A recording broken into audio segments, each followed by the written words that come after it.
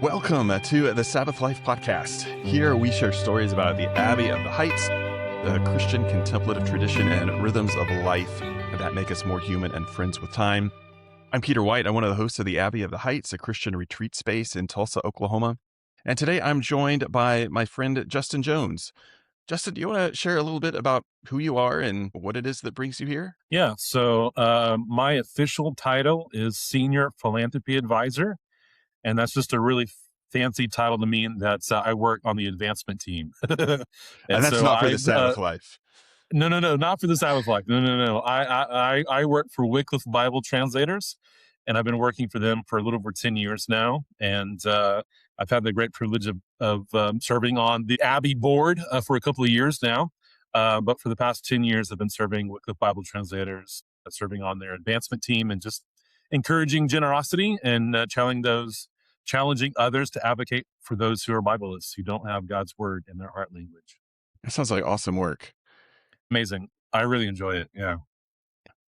Justin, do you remember the first time you heard about the Sabbath Life? I do. I had to ask my wife for some help because I'm terrible with dates, but she helped me to remember that. She helped remind me the first exposure that I saw about the Sabbath Life and the Abbey of the Heights was probably back in 2021, kind of right after you guys had launched, just through a mutual friend of mine, Pastor Roger, and we just started following the Abbey on Instagram. And by God's providence, my wife signed up for some raffle to win a free retreat, and so we got chosen. We won this raffle, and so as I say, the rest is history. And so that was our kind of first real exposure. And meeting you was just through some mutual friends, and just kind of winning this opportunity to come in for a retreat. And so we came in for the retreat. I came in for the retreat October of 2022. Yeah, Okay, so that's almost 3.5 years ago now. yeah. Yeah. So what do you remember about that first retreat? Yeah, what I remember most about that retreat was just the gift of capacity, just the chance to come in and just kind of breathe and just to kind of just slow down. But what I remember most, and I still have this vivid memory of just the gift of hospitality. It was a simple meal. The soup wasn't all that fancy. But you and I sharing a meal together of this simple soup was just this profound memory of just you and I in our humanity, just like building community and being vulnerable with each other and sharing our stories, and just this that simple act of just care and hospitality and generosity was just one of those kind of moments, those aha moments for me of what the Abbey was like. It's a place of safe refuge. It's a place of retreat. It's a place of rest and generosity and hospitality. And yeah, I still have this vivid memory burned in my mind of you and I just sharing this simple soup together. And it was nothing fancy, but it meant the world to me. And so, yeah. Do you Mm, remember the soup? Do you remember the soup, what it was? I do. It was a jar of something from Aldi. So yeah, Yeah, it was nothing. like nothing. Yeah, nothing fancy, nothing special. Yeah, there's something special about food and hospitality and sharing stories together that connects us. Yeah, That absolutely. is, Yeah. yeah. And so you were here not just for a single day that first time. That was you were here for 3 nights, if I remember right. Is that? Yeah, it's 3 days, 2 nights. Yeah. That Mhm. first retreat I took back in October of 22, was 3 full days and 2 nights. And, that came at a really pivotal moment in my family's life. We were in this transition and just really trying to find some discernment about what was next for us and what we needed to do and where we needed to go. And so it was just God's providence that, I was given this capacity to really spend some time in prayer, and but also then do I went, like every day I went for a walk, and just that act of just walking, just kind of embodying that prayer practice of just kind of pilgrimage and walking in prayer was just beneficial for me and my soul. But then just that chance of just break away and read and pick through your library and pick 3 or 4 books every night and just read into the night and then sleep in and have rest. And so yeah, it was just a pivotal moment for us just to sit and to pray, and for me to consider and for bring those considerations back to my wife and have us kind of launch into the next season of our life. And so yeah, it was 2 nights, 3 days, and it was absolutely amazing. It was very life-giving, very affirming, very encouraging. Hmm. Had you done any kind of retreat like that before that? No, not really. There was some opportunities. I'm just thinking of my whole journey. We were first really introduced to kind of contemplative practices or the examen back in 2009. My wife and I were considering taking a call to be missionaries and serving in Asia. And a part of that training process, our leadership introduced us to examen and some spiritual formation practices to kind of help us as we live cross culturally and live in Asia. And so we had kind of done some stuff like that, but never like a 2 day or a 3 day thing. I had never done anything that big and elaborate before. But just we had practiced examen off and on for a while. And so sort of knew what, some of those practices could look like. But to really take a 3 day retreat was something very, very new for me. Yeah. Hmm. And so it was just the mm, the post on Instagram that sparked, "Oh, I could take a two-night retreat." Right. It was Yeah, just following the story of the Abbey. I think my wife followed on Facebook and Instagram, and maybe I followed on Instagram, and just kind of following that story is like, oh, there's a place here in town that's great. Like it's we can do this. And then just reading that story and reading the opportunity, and then the Abbey had posted this raffle, like apply and we'll give away these free retreats. And so we both got excited, and it was like, man, this is amazing. What a resource for us to have here in our local community. I wish everyone could, learn about the Abbey and use this resource. And so, so I came for that retreat. And then we just have been following the Abbey ever since. And then, and that led to me kind of joining the board and serving the board and advocating for others to kind of, ministry leaders and community leaders to use the Abbey as a resource just to kind of help them thrive in their particular missions or their callings. And so, Shelley and I have been a huge advocate for the Abbey ever since A October of 2022. and I'm so grateful for that too. Oh, well, we're grateful. Yeah, we're grateful. Yeah, so you stayed for a retreat, and then you continued to stay in touch and in contact. And so when I approached you about serving on the board in this behind the scenes capacity, what was it that led you to say yes to that? Just experiencing the Abbey in person, but to see the authenticity and to see the integrity and see the benefit that it could have led me to say yes. But also that experience of my wife and I being missionaries in the field and serving in Asia, knowing our own personal exhaustion, knowing our own personal kind of burnout of being quote unquote full time missionaries, and just so we saw both sides of the coin, right? We saw the beauty and the benefit and the resource of the Abbey, but then from our own personal experience of being in a ministry that was cross cultural, we were really burned out. And so then to advocate that for others, like, my wife and I support missionaries, and anytime they come home, we want them to come experience the Abbey and come experience um, that space of retreat and rest and renewal. And so so it came from personal experience of knowing kind of both sides of the coin of like what a beautiful place the Abbey is, but then also knowing, there's people that need this resource, that are burned out or are not thriving in any way and need a place to come and rest and find rest and find renewal and find purpose again or find identity again. And so that's why I said yes. And so um, I feel like I could bring something some value to the table as well. For 10 years now, I've been working on the advancement team at Wycliffe. And so just how to encourage generosity in a relational ministry way, and then use those skills and that value to kind of bring value to the Abbey as well as how can I advocate for the Abbey and advocate for those ministry and community leaders who need rest, who need a chance for renewal, and to do it with integrity and authenticity, and do it because it's what I love to do. I love that. So you and I have had a lot of conversations around generosity. And could you maybe connect some of the dots between generosity and rest and the Abbey and like a full life of ministry? Oh, wow, that's a big question. It is, isn't it? It's a very big question. What do all Yeah, those things mean to you? what do they all mean to me? Generosity is not always necessarily tied. North American Christians automatically tie generosity to like finances or to money. And that's not always the case when we look at generosity in the Bible. We look at generosity as a meal, as land, as authority, as power, we see generosity in multiple facets of different ways of just of encouraging others and supporting others and bringing others to a fullness of what God has called them to be and to be.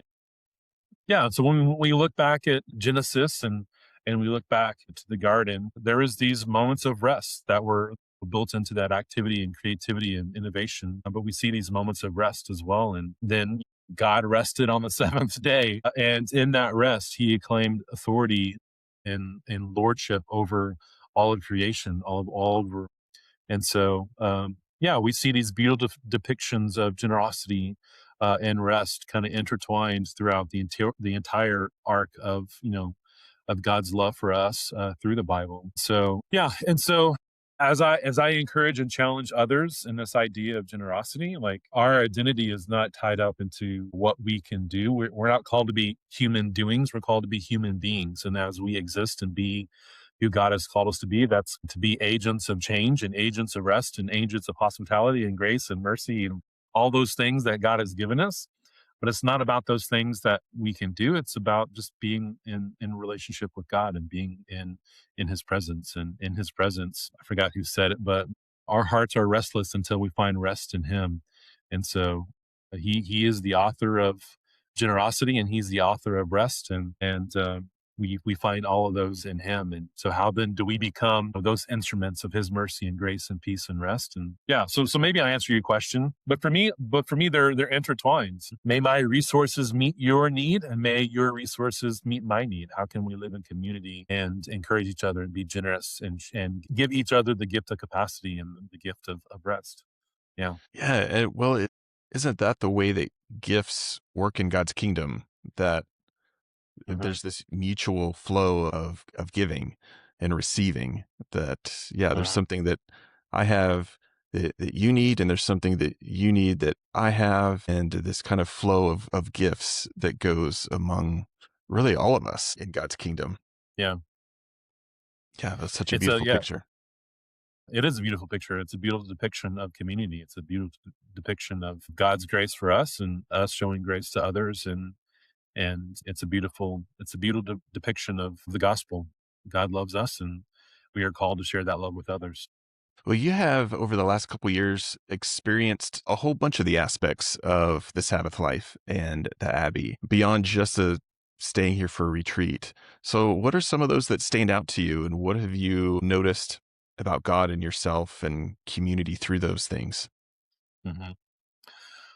Joining the community of the Abbey, of just being around the Abbey. There is such a diverse and unique community that's kind of around it and participating and learning and so, yeah, I think of the School of Spiritual Direction, just training others to be those spiritual directors and to help others.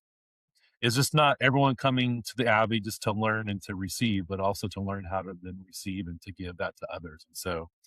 Um, yeah, that's always been really encouraging and challenging to see, like the cohorts of students that come through and kind of learn about how to be a soul friend, how to be a spiritual director, how to help others pray and to pray well and to hold that space for capacity and learning and awareness has been really cool.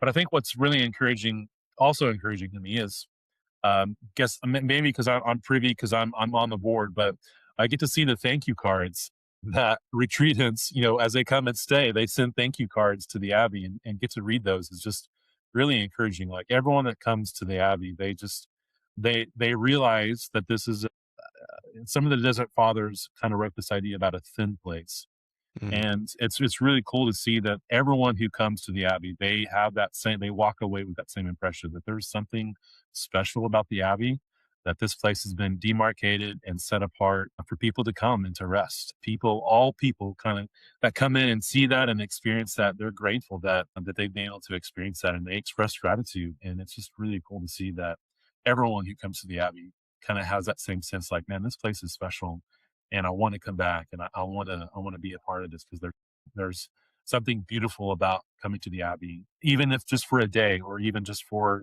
an event or whatever. But there's something special about the Abbey. Yeah, I just keep coming back to the word community. And Mhm.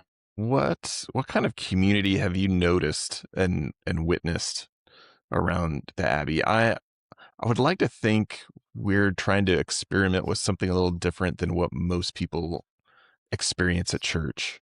And so Mhm. what are you seeing in that? Yeah, back to the story about the bowl of soup. I think many of the ways that we find community at the Abbey is just through hospitality, just through potlucks, just through just coming together and for a meal and just to share a meal with no other agenda other than just to share stories and to get to know people. And so, in some ways, we do get to experience each other's through that act of hospitality. And to join the potluck is just fun. It's beautiful. It's people coming together who love Jesus, and everyone brings something and everyone shares something. And so there's that simple act of just hospitality that is building to that DNA or that culture of community of just one of service and one of sharing. And so that's one thing that we've experienced in the community around the Abbey. But then also, just my family and I have joined the Eucharist on Sunday afternoons, and so that's just really cool to be a part of that experience and to kind of be introduced to some of those ancient rhythms and ancient practices for prayer and for communion. And my wife and I weren't really exposed to growing up. And so being overseas and being challenged to other expressions of liturgy like that, we wanted to come back and learn more about what our own Christian faith, what our own liturgy could look like. And so coming to the Eucharist service on Sunday afternoons is really beautiful, really simple. There's no lights, there's no fog, there's no sound machines, there's none of those big grandiose, production of church. It's just a simple community around communion, around just people around the living room. And it's beautiful and simple and life-giving. And so we've enjoyed attending the Eucharist service on Sunday, and it's beautiful, and we've enjoyed it. And my daughter is absolutely in love with some of your staff that's there, and so whenever we say we're going to the Abbey, she wants to make sure that Laurel is also there because apparently my daughter is best friends with Laurel now. Perfect. That's Yeah. what we like to So hear. yeah, The Abbey exactly. Yeah, makes yeah, yeah. the Abbey makes best friends of people. It makes best friends with people. That's right. Yeah. Well, I love that you bring up both the potlucks and the contemplative community because, well, for one, like I feel like the potluck is such a perfect illustration of what we had just mentioned about gift giving, and that everybody has Mhm. something to contribute, and everybody gets to Right. receive the bounty of bringing all these gifts together at the same time. Potluck is such a perfect illustration of that. I feel Yeah. like so. Yeah, when we do those monthly, it's just a simple time to be together and connect with people, and there's really no other agenda but to meet people that maybe have walked into the Abbey from some other door than you have, whether it Hmm. was a retreat or spiritual direction or one of the cohorts or the Ignatian groups, to meet other people that are experiencing very similar things and make new best friends. Yeah. Make new best friends. Yeah. Then I also see the potluck as an extension of the table, from the table that is Jesus's table in our Hmm. contemplative community where we celebrate the Eucharist, and how that table really is the center of everything that happens here at the Abbey. Hmm. Everything kind of spirals out from that generosity of God Hmm. there. But then we get to extend that table to a table that we invite others to Yeah. and share together. These tables are really connected to each other, and it's just, yeah, there's life-giving community that comes around these tables. Yeah. Yeah. You're so right. Yeah. And so, Peter, let me ask you a question too. As you facilitate these experiences, what joy do you have in kind of facilitating this? What brings you the most joy in kind of stepping back and seeing these experiences, seeing this community kind of growing? There's a famous prayer that gets talked about every once in a while here that has this line about trusting in the slow work of God. And I think because it resonates with so many of us so much, because it takes kind of a slow work to see some of these gifts and these graces and joys kind of come forth, because we're so like, we want everything right now, or at least I do. But Yeah. to like even imagining this conversation that started around a bowl of soup like 4 years ago, and Right. here we are now, and the way that you're you've come alongside the work. And I love hearing, about your daughters making a best friend here, and just the other ways that happens. So we recently hosted our year one School of Spiritual Direction cohort finish their first year, and to watch that group of 14 people that 9 months ago were all strangers and didn't know if they wanted to be in the same room together, to then there being, bittersweet tears of like, oh, when are we going to get together again next and see each other and be in this space next? And the depth of what God does in those relationships is just so beautiful. Yeah.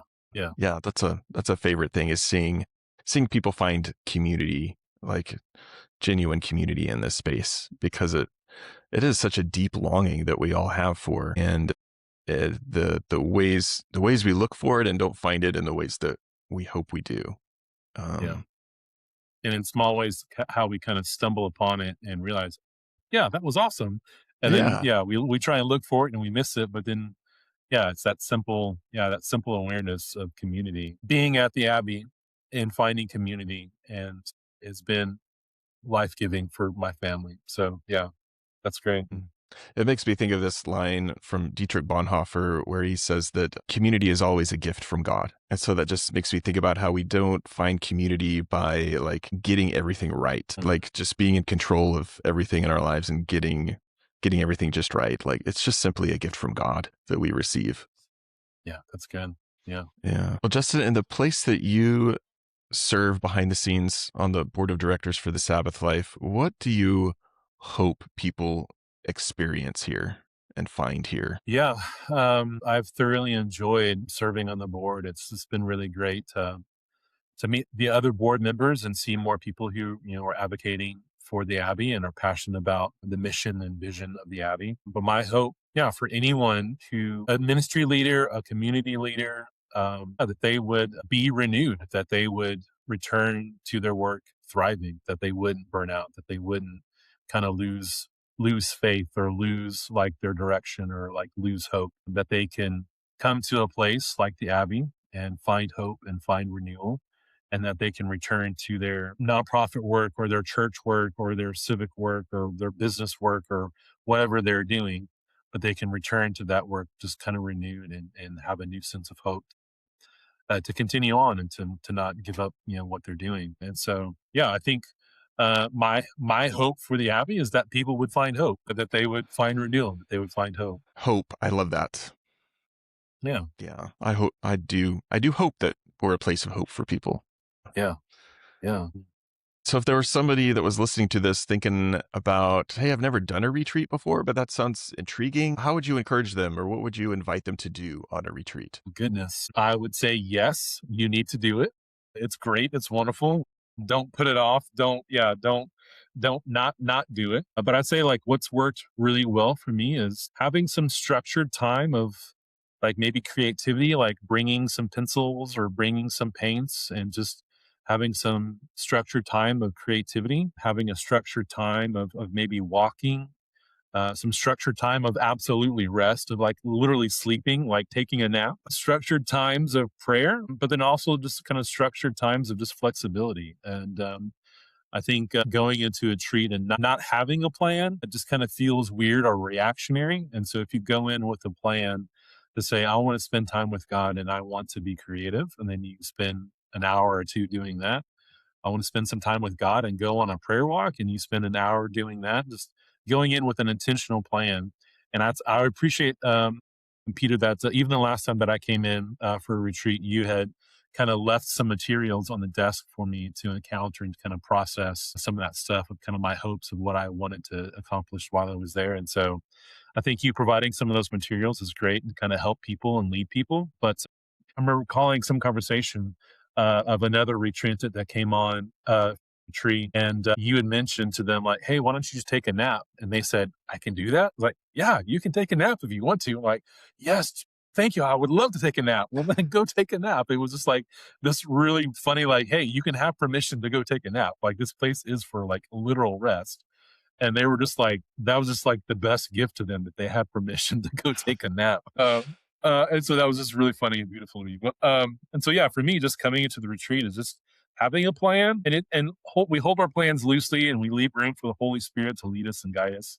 Absolutely. But I do want to come in with like at least some structure of a plan of like, I'm going to spend a couple hours just reading a book. I'm going to bring a book that I've been really wanting to read. I'm going to bring some canvases and some paints and just spend some time in painting and creativity. Or yeah, I think just those chances just to really lean into who I think God has called me to be, and really lean into that, and just allow that capacity to kind of help shape me and lead my thoughts and lead my prayers and lead into a way that, yeah, God has called me to be. That's perfect. Um, yeah, just I'm thinking back to, for my wife and I's kind of first introduction into the examen and into some of those contemplative prayer practices. That first kind of gift of capacity that I truly experienced in my life was just going through that training to be missionaries. We were given the capacity of just time and space. I had been so kind of spun up and wound up to accomplish this or accomplish that, and so to come into this training and to really have the capacity of just like of space, of just like Hmm. opportunity. And it was because of that gift, like I had been really challenged in a particular prayer practice of just reading God's word. And so in 2000, February 2009, I was given really that capacity just to start reading God's word on a daily basis. And it's something that I've been challenged for a really long time. And so I took up that practice of just daily reading God's word. And so since 2009, like every year I've done that. I've read God's word from cover to cover, from Genesis to Revelation every year since 2009. And that simple practice, that simple gift, the capacity to do that has brought so much life and rhythm to my own life. And so when I think of, these rhythms of spiritual formation, these rhythms of practices and prayer, that journey began for me just like, back in 2009. And so to come off the mission field, and then to encounter the Abbey has just been this continuation of this journey of just rhythms for my life and rhythms for rest and prayer and rhythms for hospitality and generosity and rhythms for mission and rhythms for learning. And I'm just so grateful for the Abbey and the Sabbath Life, and so grateful to consider you a friend, and just, yeah, just grateful for the Abbey and the opportunity to continue that journey of just trying to be aware of God's grace and mercy for me. Thank you, Justin. I'm thinking too about just thinking about some of your story and we have some common just life experiences, but I'm thinking too about like, especially as a young person, hearing people say to me when I was wanting to respond to a call to ministry of like, just go ahead and burn yourself out because you have all of eternity to rest. Right. Mm. Was that something that you encountered too as a younger person or as a missionary? Yeah, there was a little bit of this cowboy guns blazing, just, go full tilt. And yeah, that didn't work. Yeah, it doesn't work. It doesn't work. No, it didn't work. And so, yeah, we were, about a year and a half into our missionary service, and like quickly realized like, man, this is not sustainable. Like we need to we need to take a step back. And so we took a little bit of a break, and we left the country for a little bit. But just, yeah, in conversations with our leadership and our missions agency, and coming back, and yeah, there's just been a long journey of just like, man, we can't run at 110% and think that it's sustainable. Yeah, and so I would encourage any young leaders, any young person that's thinking about getting into ministry or some sort of community service in some way, and just like, there are rhythms of service and there are rhythms of rest and there's rhythms of prayer and retreat and renewal, and those will sustain you for a very long career. And just not being some, yeah, cowboy or whatever, just, uh, burning the candle at both ends, like that's not sustainable. Like there are seasons of, yes, of service, but there are seasons of rest, and that's how he did this. Yeah. Yeah, God rests. That's the creation story in Genesis 1. Yeah, yeah, yeah. Well, Justin, I've got a handful of questions that I've been asking all of our guests, and so these are Mm, just top of mind, first thought that comes into your mind kind of questions. So do you feel like playing along with us? sure, yeah, let's go. Okay. All right. So what's the last book that you read? Oh gosh. The current book that I'm reading, it's on my shelf right here. I am reading Richard Rohr's The Tears of Things. Tears of It's a very good Things. book. Yeah, and it's a book about some of the Old Testament prophets, and it's just really great. Yeah, I really enjoyed it. Yeah, Richard Rohr, The Tears of Things. Yeah, Awesome. If your yeah. job was something different than it is now, what would it be? Wow. Anything. If I had a different job, what would I be? Well, lots of things come to mind because I have a lot of interests, but one in particular is if I didn't have to worry about finances for my family or a risk of failure, I would love, absolutely love to operate and own a brewery. I just think that, yeah, I would open a brewery. Yeah, I would make beer and make people happy and give all the proceeds away and to support my community and have fun and drink beer and yeah, that's what I would do. I'd become a brewer. Yeah. Fantastic. What's a place you would want to travel to that you've never been before? Ooh, never been before. Goodness. Never been to before. I would love to tour um kind of Ireland, the UK, kind of Scotland. I've never been to those places and I would just love to tour and even maybe go a little further east and like maybe hit up like Austria and Germany and kind of that European kind of area. Never spent much time in any of those places. But yeah, I'd love to go visit UK and Ireland and Scotland and have a grand adventure. Awesome. Do you have a comfort food movie, like a movie you can watch 100 times and it never gets old for you? Mm. A comfort movie. Well, again, several come to mind, but I think probably a toss up between either Nacho Libre or Dumb and Dumber. I think I can watch those movies just on repeat anytime and they crack me up and they bring me so much joy. So, yeah. Those are perfect. We Those are recently perfect. Yeah. watched, yeah, we watched both of those with our kids for family movie night in the last year or so. So they were both winners too. Very good. Very Uh, good. That's good to hear. what's a favorite place to eat a meal for you A favorite place to eat a meal. Man. besides the Abbey? Besides the Abbey. Yeah. Yeah, that's a good question. My favorite place to eat a meal. I would probably say Hideaway Pizza. I am a huge fan of pizza, and the pizza is great. And it's great for my family because my daughter can also order some meatballs and spaghetti, which she loves. And so everyone's happy. Oh, yeah, a table where everybody's happy. That's a good place to eat a A meal. table where everyone's happy. Yeah. If you and I were going out for karaoke, what's your song? Oh my gosh. Are you serious? Wow. That's a great question. I'm gonna hold on to that one. That's a great question.